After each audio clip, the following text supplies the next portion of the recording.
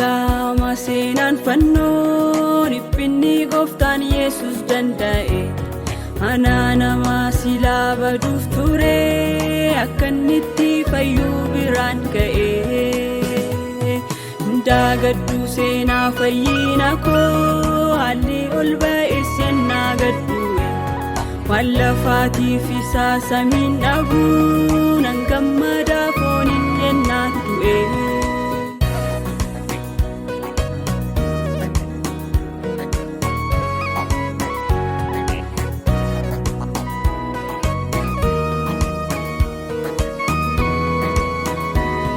Simboodhaa fi surraa utuu qabu ulfina isaa hundaa itti dhiisee.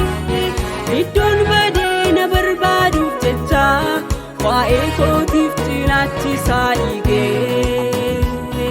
Fannoo jiidhaanaaf baatee kufee akka namaa qabu badii guddaa. Jaalallee gooftaa Yesuus naa qaba hin daagaddu kana yeroo hundaa.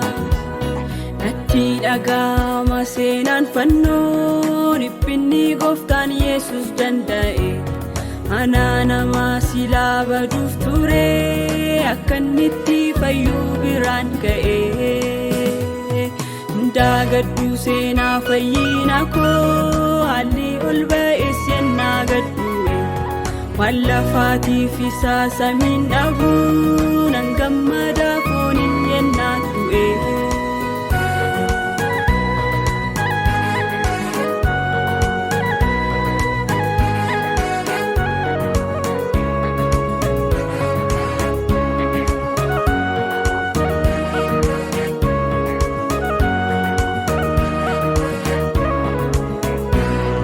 Iji koo kallattii biraa miti yeroo hundaa gara isaa ilaala.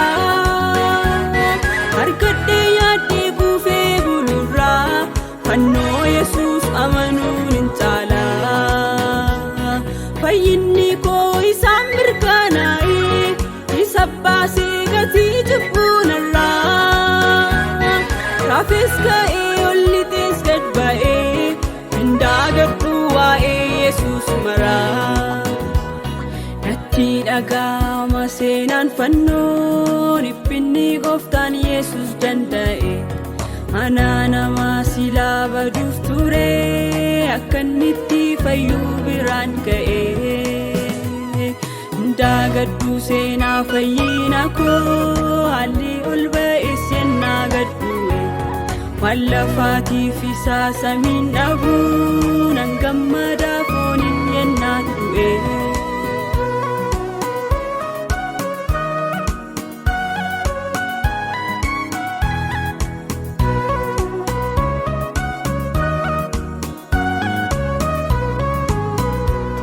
Lolli dhufee si jakoon mittiksu yaada koo fannoo laalurraa kaasee.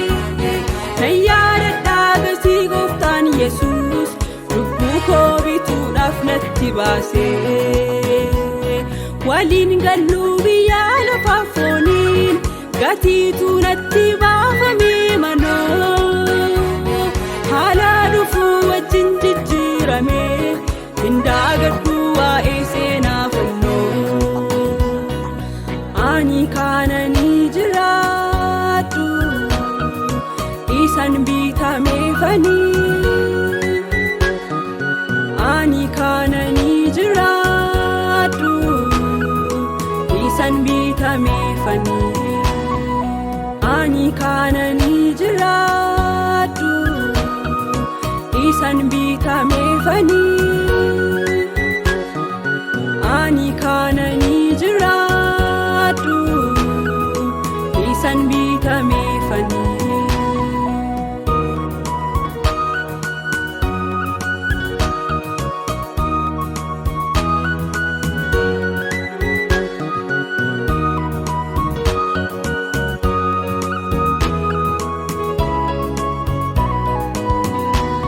Yoon jiraadhes yoon du'e